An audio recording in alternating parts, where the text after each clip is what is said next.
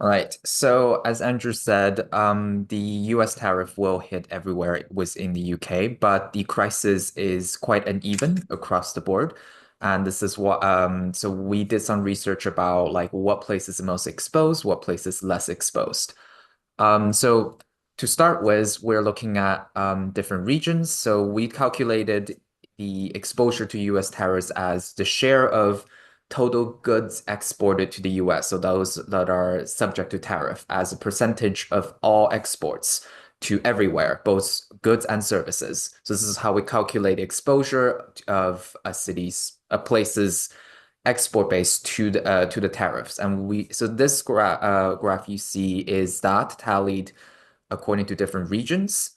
The light green bar are the one are limited to just cities within those places, whereas the darker green one is for the whole area.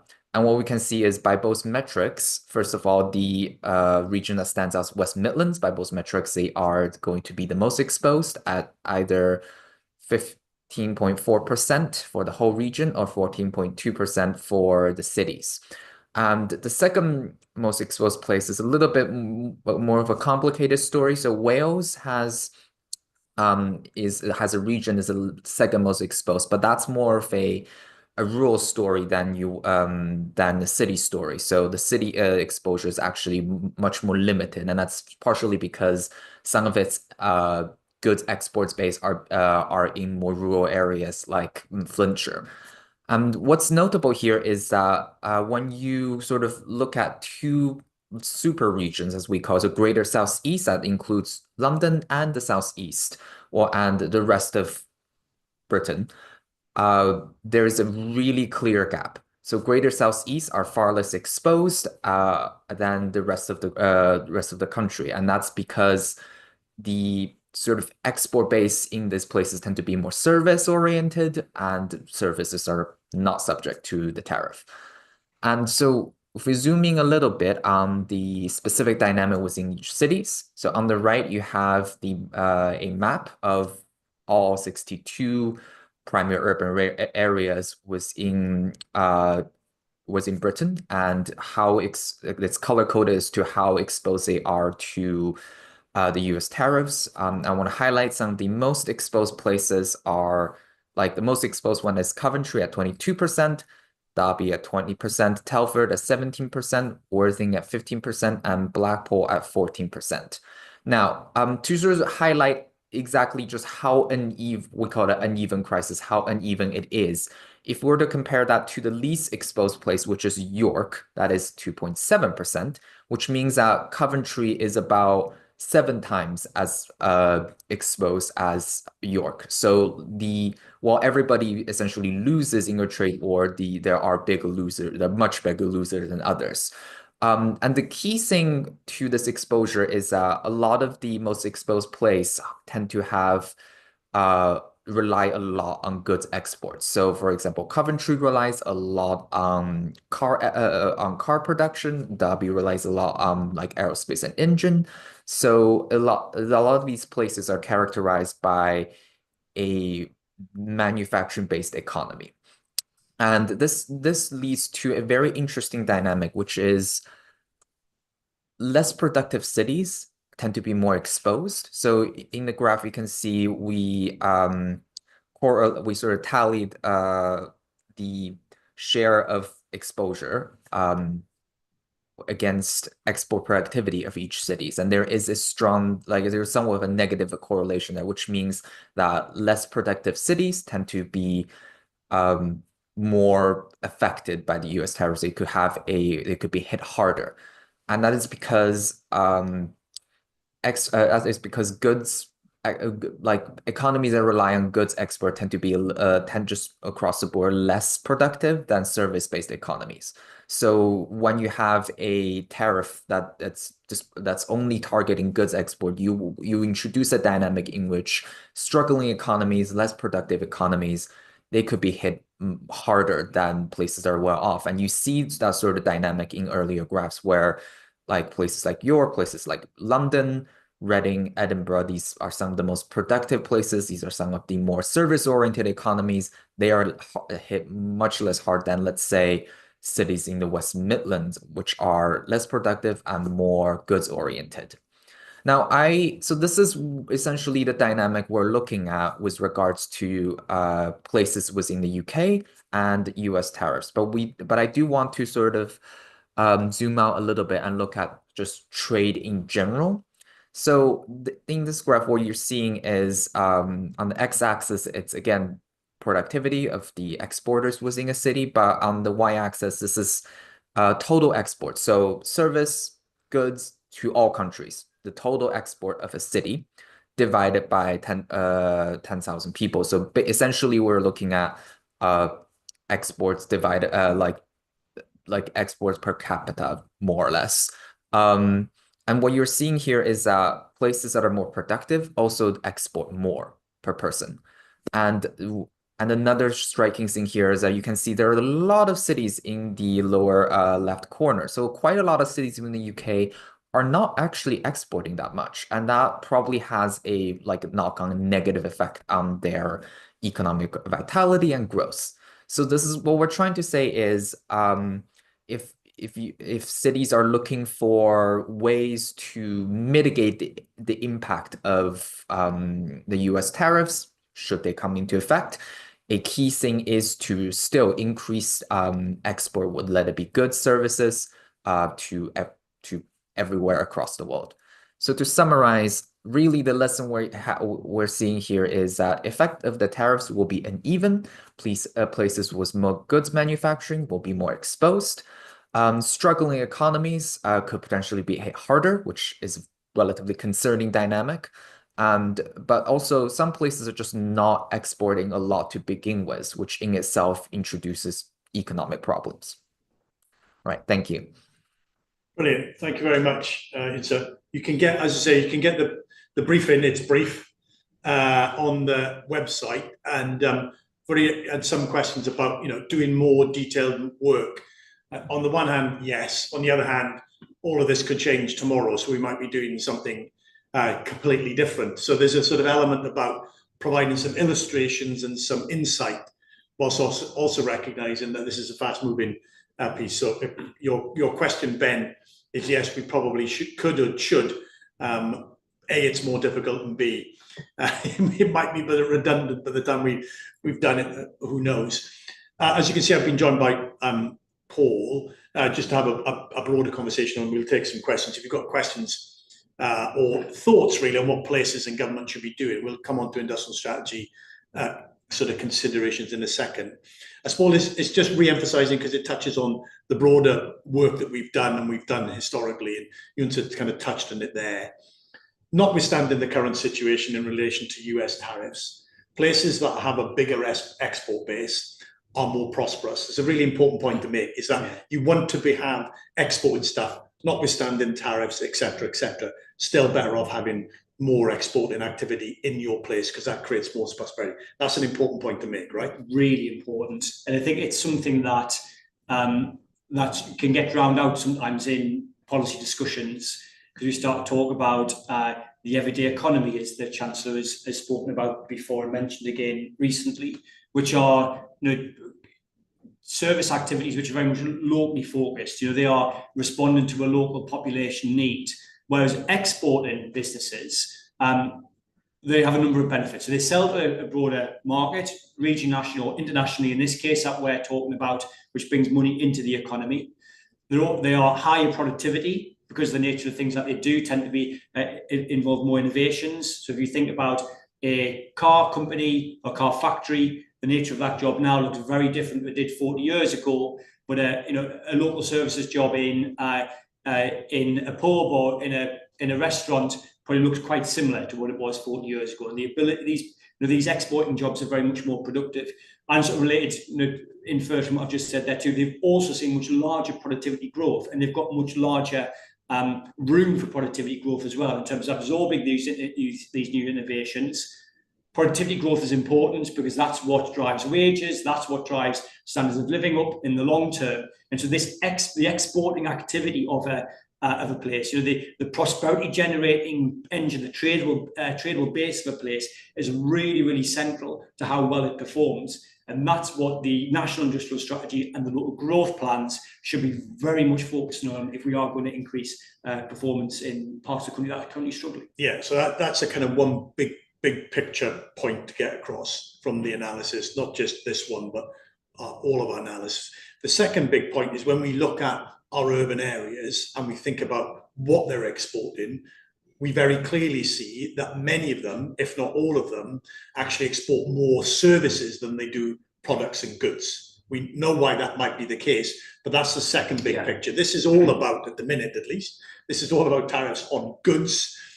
Understandable. Our urban areas are mainly exporting to the extent they are exporting stuff, services. Yeah, definitely. And when I think again, it's just something that we tend to slip into when in policy circles, that when it's about word association, someone says exports and I think the other person says goods. Yeah. These things. Widgets. Yeah, exactly. Whereas the reality is that the UK, I think, is the second largest exporter of services in the whole world, behind the US, and that is very much driven by cities that weren't appearing at the top of that map, or top of the list of cities that are most exposed from a goods perspective. Places like York, Cambridge, London, Reading, very much more exporting services, and especially in London's instance, exporting services to the USA. But it's services that they're doing, which tend to be not always, but tend to be high value added in their nature, therefore bringing in more money in terms of it being sold rather than the manufacturing element. And this picks up Kate's just,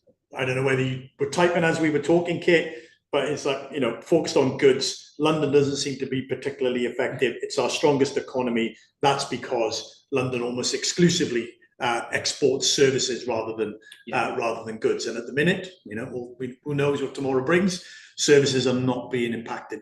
The third big picture point I think is worth emphasizing is that whenever we get large economic shocks, it's invariably places that are weakest going in that get affected, disproportionately.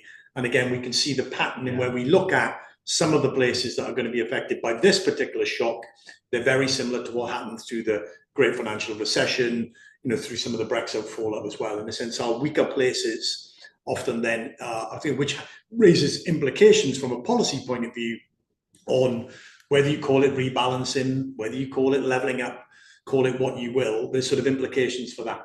Yeah, I think you see this going back to from the 70s when you saw deindustrialization coming in. It's that our weaker places always seem to be on the cusp of what is the next crisis going to be. Partly because these crises tend to, not exclusively, but tend to hit lower skilled components of the economy, which can either be automated or offshored. And you can see that in terms of places swapping, coal mines for call centers, for example. It's one industry which is very much competing on cost through another industry which is lower cognitive skill, at the very least, competing on cost. It's those industries, particularly service exporting activities, where we have a competitive advantage because of the knowledge component of it, which can't be very easily replicated elsewhere. They're the things that I think if a city is specialising in that type of stuff, tends to be less exposed to these shocks, because there are fewer other places in the world that can produce these types of things. And that will be the challenge for some of those weaker places, is not how do we double down on goods exports. Although if we can do that, if we have goods exports, that's a good thing. It's a question, again, as we emphasise from a sectoral perspective, when we talk about industrial strategy, it's not what you currently have got that places should be thinking about, but maybe what they haven't got. And then what does that then mean from a policy perspective? So in this instance, how do we get more high-value service exporting activities into our economy? Because they're not coming in at the moment, and there must be a reason for that. Can policy do something about it? Yeah. So let's obviously, if you've got any other or more questions or comments on the analysis bit, by all means, put them into the Q&A, and we'll come back to them. We've had a couple of questions on what does this mean for policy perspective. As I said at the beginning, industrial strategy imminent, maybe a bit of redrafting going on, rethinking. I don't think fundamentally rethinking, but nevertheless, maybe points of emphasis may change. So we're industrial strategy relatively imminent. Places up and down the country doing their local growth plans, thinking about how they drive prosperity, productivity. So let's start with a industrial strategy. Obviously, we had the green paper. We'll get the white paper. in a sense, the green paper gives us a sense, and interestingly, thinking about where we've got competitive advantage in certain industries, certain sectors, and a number of those industries or sectors were service oriented anyway, which touches on what we were saying. So just say, what some of your thoughts and our thoughts around, what this means for the industrial strategy, points of difference, points of similarity. It'll be interesting, I think, to see what type of redrafting is going on in some of these documents, because I'm sure that defence is being very quickly written into a number of them. I think that there's a degree of caution probably to be emphasised around that, in that if this was 2 years ago, we probably wouldn't have been writing defence into there. And if by some miracle there is a peace deal struck in the different conflicts around the world at the moment, let's say that happened tomorrow, then all of a sudden you wouldn't be talking about defence anymore. So I think the key thing in part is to be thinking about looking over a longer term period, not saying that we don't want to do something about defence, but also, not being swayed by short term or the short term overly influencing what places select. But I think there's then also a broader element here, which is trying not to, as we said before, being too specific on sectors, because we don't know what the growth industries of tomorrow will be, because some of them don't exist yet. So it's impossible to predict what they will be. I think what we can see, though, from this exporting data that we've looked at helps show this, in amongst the other data that is available at the local and national level, that there has been a continued specialisation of the UK economy in service-based type activities, service-based exporting type activities, and so and there's no reason. The general assumption will be that will continue. You'd be surprised if it didn't. So the challenge for places is, how in the future do we make ourselves attractive to service-based exporting activities? And particularly if we are a place that is very focused on goods, maybe you could argue over-reliant on sending cars to America or airplanes to America, or whatever it is that different places are specialising in. That probably is a little bit of a warning about, okay, there's a degree of diversification that needs to go on here, not just within the manufacturing element, but probably moving more into the services element, which doesn't require you to then say, we are going to be the centre of AI. What it does require you to say is that we've got barriers here preventing those types of companies to come and invest. Right, what are we going to do about it? Yeah, no, it's a good point. And, there's always nuance to it. Graham Pendlebury's got a kind of reflection, partly based on what you were saying, but also the logic, Paul. So, logic of Paul's argument would mean the UK would be an entirely service-based economy, apart from a few advanced manufacturing hubs. But actually, what does that mean now in terms of particularly some of the goods that we need to produce for a variety of reasons that are important, particularly as we've seen over the weekend, debates about the steel industry, and particularly a certain niche part of the steel industry. And as you said, on the defence front. So it's kind of thinking about how you nuance that, but being very clear, nevertheless, when we think about it even at the UK scale, that constrains us in terms of our ability, because of the size of the country, to have these kind of active industries where we can maintain a degree of competitive advantage, or even just competitiveness, even if we're not advantaged. So it's an interesting point, because will manufacturing totally disappear from the UK? Probably not. I think there'll always be some degree of it. But we do need to note the context that, if I remember right, I think at the end of the 70s, 40% of all jobs in the UK were in manufacturing, and now it's less than 10%.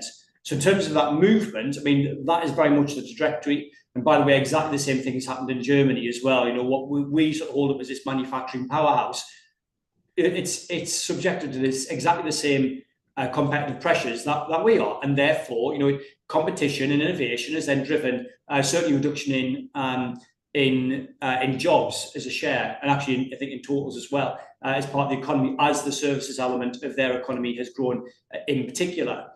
It's an interesting one on sort of the national security elements, particularly with steel, because there are a number of things that we are relying on for other countries to import. You can have a debate over whether that's sensible or not to be so exposed, but we are definitely in that position already. I think what we have to note is that there are trade-offs both ways. So, following totally comparative advantage might well then leave us exposed if all of a sudden we can't get our steel in. and politically in a weak position to negotiate if we haven't, say, got steel. But the flip side of that, the trade-off of the other way is that we will be poorer by selecting a number of industries that we haven't got a comparative advantage in, that we then will have to subsidise in order to continue to produce. And if someone is then working in a low value activity in, let's say, steel, but it could be a range of different things, as opposed to then putting resources into high value service type activities, there will be a financial penalty there in terms of the wages that people receive. Now, from a policy perspective, we might be comfortable with that trade-off, but I don't think that's something that we really do talk about. And I think we should be, if we want to make that decision from a national security perspective, I think we should be clear that this is not a cost-free thing, and there is a trade-off that we need to face up to rather than pretend that it's not there. Yeah, and I think that's, it's been clear on the strategic importance, however you define that, but nevertheless being able to have some sort of sense as to what the strategic importance of whatever it is, whatever industry you're looking to subsidize in whatever shape or form. And that includes providing, for example, tax credits to creative industries. That's a subsidy. Yeah. That's fine. It's just a different type of subsidy than buying the cork and the coal to go into Scunthorpe. They're all subsidies of different persuasions. There'll be rationales associated with them. We just need to be very clear-minded and clear-sighted on what the subsidy is, why we're offering that subsidy, and what we think we're going to get from it. And the motivations and the returns will be different, but you have to be very clear-headed. It's when it becomes everywhere, everything needs to be subsidized. Yes. Yeah. Everything is strategic, where I think you begin to the system begins to break down quite rapidly. Yeah, totally. Yeah, totally. So I think this is an important point in that sort of space in terms of that. So I think that's quite important. So let's think about local growth plans, I suppose, kind of turning it on its head. Obviously, the analysis highlights and identifies, some places being potentially more exposed than others for the reasons that we've laid out. Obviously, in some respects, they're at the mercy of global forces and global actors, et cetera, et cetera. There are limitations to what any one place can do in order to offset, the potential impact of tariffs if they come into being. But nevertheless, there's still an enduring sort of set of policies or interventions that places can be made to make business easier in their place. And that's there's a range of different things they can be doing on that. So we're just interested in your thoughts on that, Paul. Yeah, well, I think it is trying to understand what the barriers are to high skilled exporting activities, which could be goods or services, but disproportionately will likely be services, and what the barriers are to those companies coming to invest. If we look at one of my favourite examples is to look at Barclays Bank and where it locates in the UK, and what that then tell us about what it means from a policy perspective. So Barclays puts its investment banking activities in Tower Hamlets, which is well known, in Canary Wharf. Why does it do that? Well, it can get access to lots of skilled workers and access to knowledge in terms of face-to-face interaction with other businesses that they might be trading with or might be collaborating with to share ideas and information. And that's why you have that clustering of activity in Canary Wharf, when it could go anywhere, could go by the M25, but it doesn't, because there's that benefit of proximity of those companies being closely located together. Now, interestingly, we know that Canary Wharf and the City of London are very, very expensive places to set up business, the most expensive places in the UK, and probably one of the most expensive places in the world, which tells us that those companies are willing to pay a premium. Those service exporting activities are willing to pay a premium to get access to those benefits. So actually cost is not necessarily a big challenge there.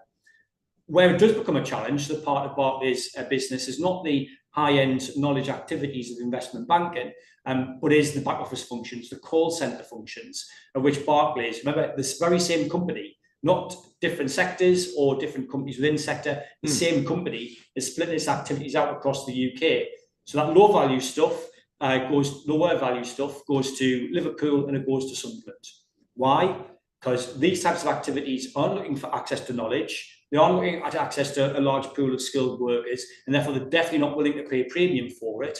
Instead, what they're looking for is access to a large pool of workers, but lower skilled workers, because the work is more routine. And also looking for access to lots of cheaper lands, because again, there's no benefit to be paying a premium for premium office space. And so that's why they then go to those parts of the country. Yeah.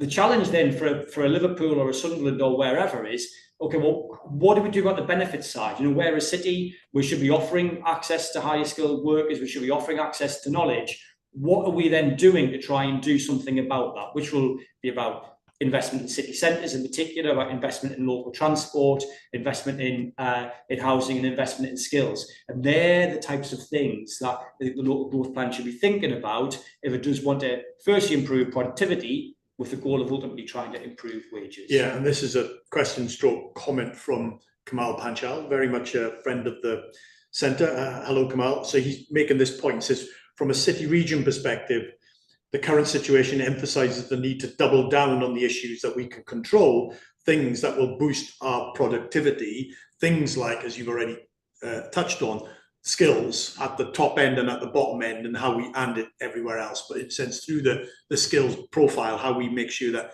you know, that firms can find the workers and workers can find the firms that they need in order to progress. Yeah. There's a transport question which we've, you know, written about extensively about the terrible state of our city region, big city region transport systems relative to Europe and to London. You know, if we can get those transport systems working more effectively, more efficiently, moving more people around, then in a sense we, you know, that creates a more conducive business environment for our cities. If we can get planning reform, which allows more development to happen, not just residential, but actually workspace, you know, residential, labs, workspace more generally, then that creates the conditions that businesses need and want in order to expand. So you're right, in a sense, it's a global issue that we're experiencing, but actually there's lots of local levers that actually become even more relevant and more pertinent now because of the circumstances we find ourselves in. Yeah, and it's also trying to think about taking a longer term view of these things as well,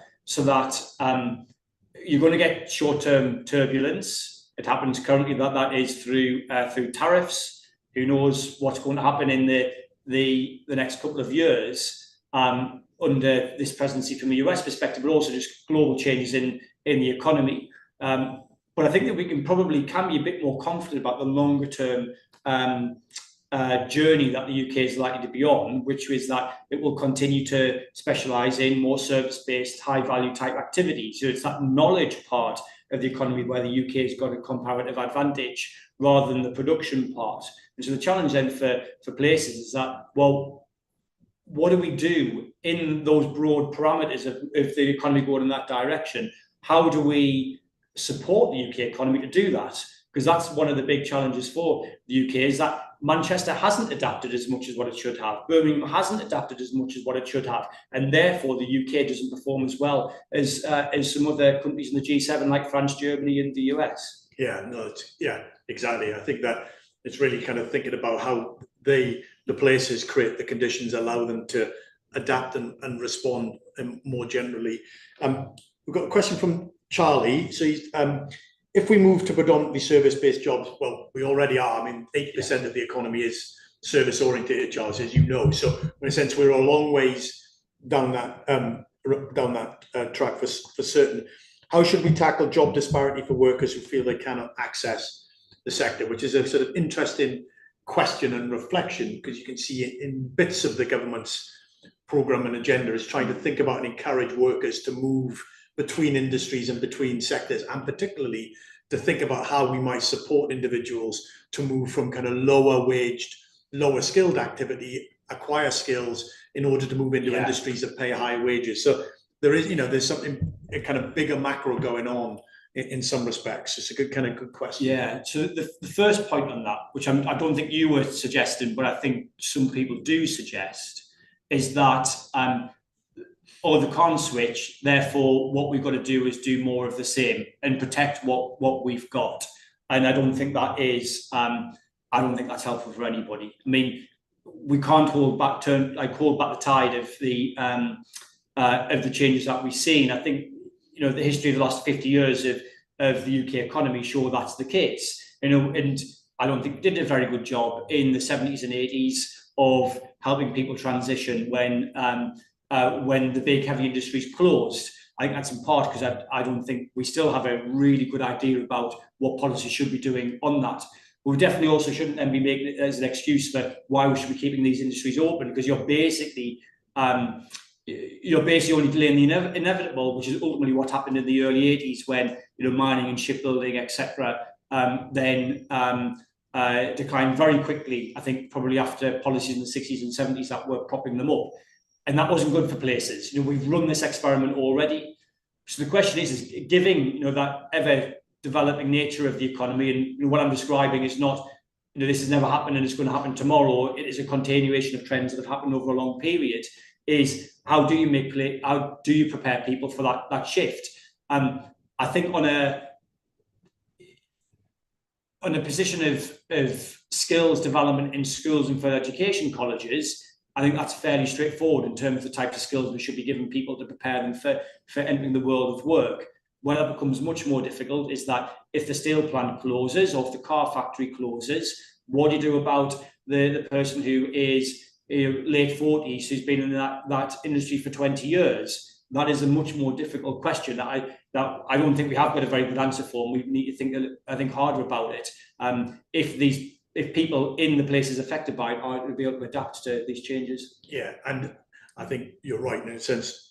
Sarah's asked a question about what can we do to cushion the impact on more vulnerable cities like Coventry, which was at the top, which is partly a sectoral composition issue, which is it has exporting of activity, particularly to the US, in some of the some of those industries that are under pressure. And there's always the balance between what can be done at the local level vis-a-vis what should and could be done at the national level, and being mindful about that, I think, is quite important. Yeah, definitely. I think there's just a couple of things to say on that. First one is that it isn't necessarily the case that just because Coventry is most exposed that it will be harder hit. I think the chances are probably would be, but there's an alternative. There's an alternative world where what Coventry sends to America, American industry can't reproduce, and maybe Chinese companies could reproduce it instead. Because of the tariffs, Coventry has then become relatively more competitive relative to China, rather than less competitive. So this all comes down to how US domestic industry responds. And if it can actually fill the gap of stuff that was being imported before, then that will be bad for Coventry. If instead it can't fill the gap and Coventry has become relatively more competitive because of the smaller tariffs being levied on goods that come from it, should the tariffs be put in place, then actually maybe it is the short-term boost to it. In either scenario, the challenge for Coventry is that its exports are dominated by automotive,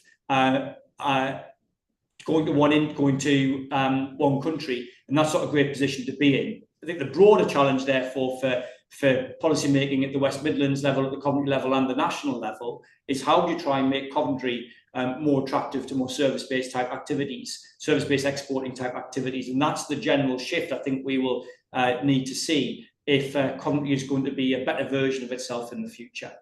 Yeah, it's a good point on that. Always trying to think about the extent to which any economy at any moment in time, the degree of diversification that it has, and the degree to which you can encourage and support that diversification, so that no one industry or one activity dominates. Because as we've seen over time through history, one industry, localities, whatever that industry is, if and when it goes into decline, which they often do over a longer period, then the costs or the impacts of that decline is very, very felt in a very particular place, which has huge implications and negative impacts for that particular place. I mean, that's the part of the problem. There are just very, very place-specific, place-constrained impacts that we see. And that comes, I was thinking as you were talking about, how do we value strategic value of different sectors, and be careful about how we do that, as you were saying, Andrew. One of the biggest things that can be conflated within that is that there's a big political cost of seeing a steelworks close in Teesside, or as it happened, or in Scunthorpe is clearly in the news at the moment, or in Port Talbot in Wales. But that sort of political cost shouldn't be confused with the strategic value of having a steel industry in the UK, or automotive, or whatever it might be.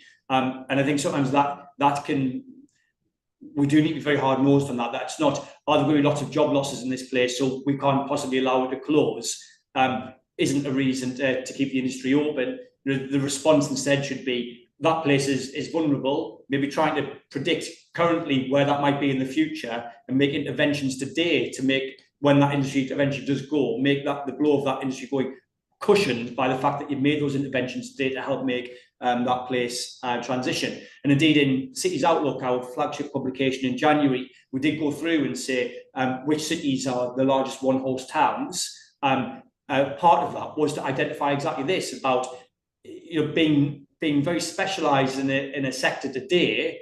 Maybe okay today if that sector is doing well, but it does pose challenges for the future, political as well as economic, that we should be alive to and trying to respond to today. And yes, and in Outlook, we also highlighted the fact that it's understandable and somewhat inevitable that then local development strategies, or as they get drafted and thought about, is looking at things that where you have a strength in, or which often equates to you have lots of this going on in your patch, which inevitably then influences the development strategy to say, right, okay, we've got lots of this stuff. That's a strength, as it were, broadly defined. How can we get even more of it? Which may be, understandable, but I think there's an equally valid question, which is we've got lots of this sort of stuff. How do we think about getting more of other stuff that we've got less of, and how can we do that? How practical is that? How plausible is that as we move forward, rather than say continually doubling down on a certain thing, which is understandable, but ultimately over time may create more problems than actually offer up more opportunities. Yeah, so abundance isn't necessarily the same thing as a strength. And the key thing might be, what have you not got rather than what you have got? The question to ask. Yes, exactly. And we can see several questions. Thomas from Coventry, you get more detail on the briefing, Thomas, on our website about how we did it, but also get in touch and we can talk to you about what we've done, and obviously what we are saying and what we're not saying, and we're not being definitive and saying this is definitely going to happen in the ways that we've laid out. What we've given is illustrations and examples about how this might play out as well. And David, hope, again, emphasizing the point that we've just really made, which is about thinking about where you are, but actually what haven't you got that maybe other places have got, and is it plausible, is it feasible for you to move into those sorts of, can you create conditions where some of that activity may or may not happen as well? And that's partly about how you think then about your development plans or your development strategies, what you haven't got as much as what you have got, particularly if you look across other places and they've got more of that. That'll tell you something about what's feasible and what's plausible. Well, certainly, yes. And this is a smaller city has probably got a less chance, not zero chance, but less chance of attracting in some types of high skill activity compared to a larger place. And we should expect these types of stuff to be clustering in London or Manchester, as opposed to say a Huddersfield or a Mansfield.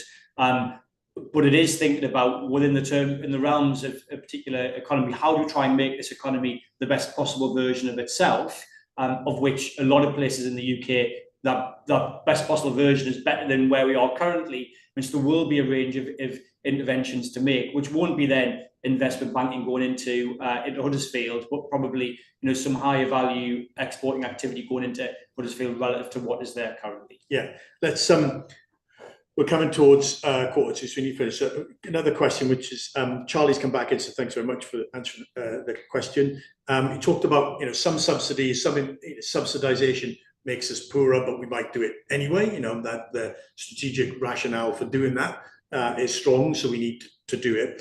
He says, how do you feel about subsidizing our universities, which are currently facing serious financial pressures, yet provide serious benefits to our cities? It's a good observation. I mean, in some respects, we are unclear now as a country, I think, about how we think about our university sector and what we need to do about it.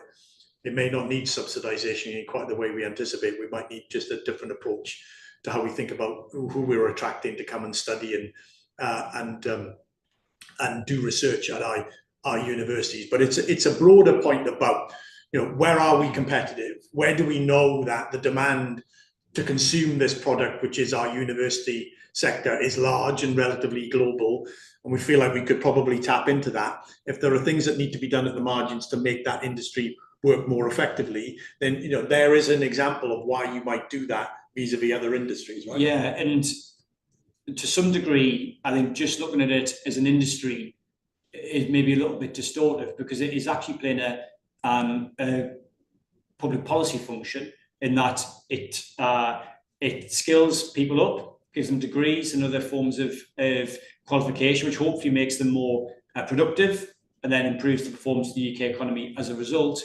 And then it undertakes research, of which some of it, which hopefully will be commercialised, which then will have an impact on the UK economy. So the return on investment